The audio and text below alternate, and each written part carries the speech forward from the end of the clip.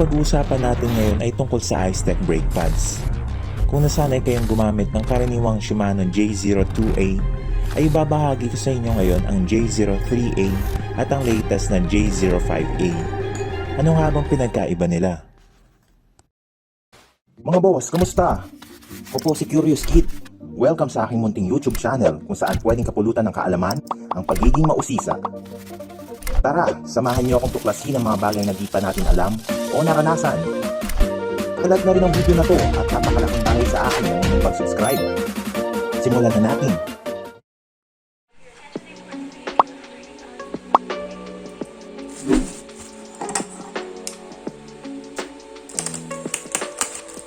Una natin buksan itong Shimano J03A.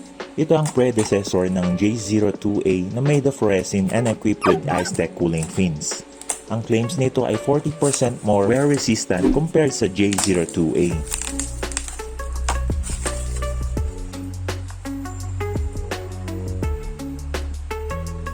Ito ang itsura ng box nito.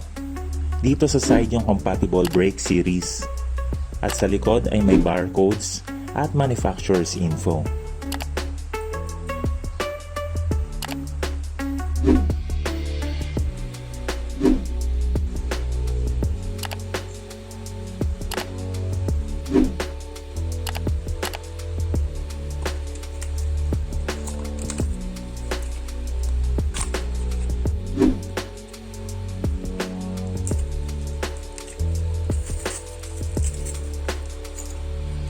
Ang contents nito ay spring, split pin, at yung pair na brake pads. Ang brake pad compound nito ay resin. Yung backing plate material ay aluminum na may cooling fins. Sa likod ay may naka-indicate na right or left.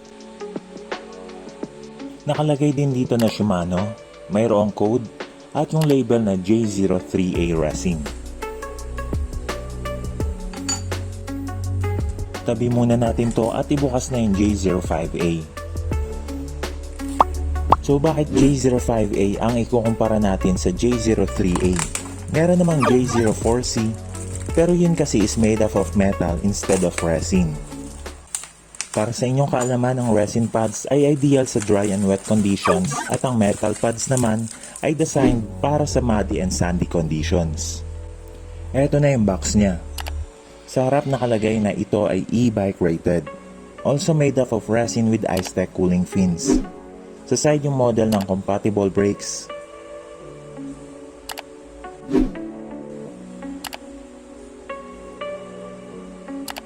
Serials at codes din ang nasa likod.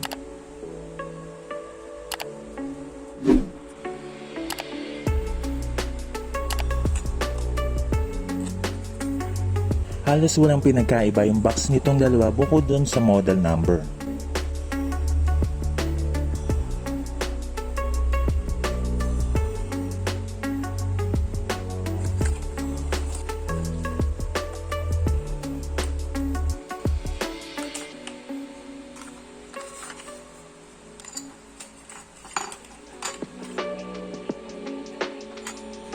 Check na natin yung itsura ng J05A.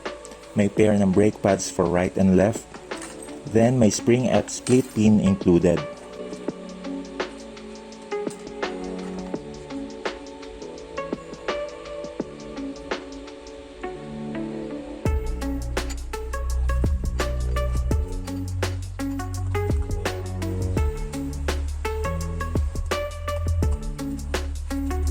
I-side by side comparison na natin sila. Sa kaliwa ko yung J05A at sa kanan yung J03A. Yung resin pads halos the same lang. Yung filler lang nitong J05A ay medyo brownish or bronze yung kulay. Yung J03A naman ay medyo light. Sa backing plate nila, both may Shimano na nakalagay. Initial ng orientation, code at yung model. Ang pinaka-difference ay yung linya lang under ng Shimano sa J03A. Sabi sa website, ang J05A ay approximately 40% na mas durable kesa sa J03A. Pero pareho naman daw silang may smooth, quiet, and above average braking power. I-weight check natin sila.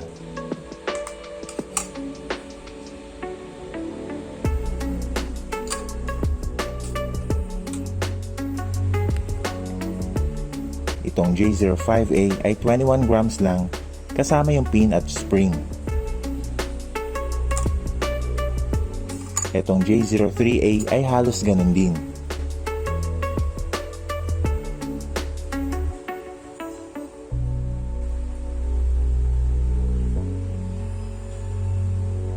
Check naman natin yung kapal. Kasama yung backplate, ang thickness nitong J05A ay 3.8 mm. Habang itong isa ay ganun din.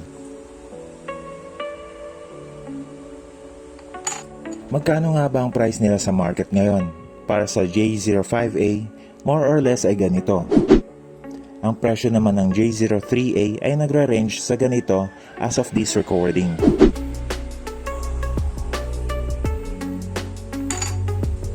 Overall, halos identical naman ang itsura at specs nito. Both narrow shape resin pads na may aluminum cooling fins na para sa 2 piston brakes. Yung pinaka-difference lang talaga nila ay yung claim na 40% more wear resistant ang J05A kesa sa J03A at syempre yung price nila. Sana nakatulong ang video na ito sa pagpili ng brake pads na bagay sa inyo. Sa susunod na video ay lalagay natin ito sa brakes at i-check natin ang performance. Saludos! At dyan nagtatapos ang ating pagtuklas. Ito muli si Curious Kid ang nagpapaalala na lahat ay kayang-kayang gawin sa pagiging malikhain at kung ikaw ay sisipagin. Hanggang sa susunod na pag-uusisa mga bata. Adios!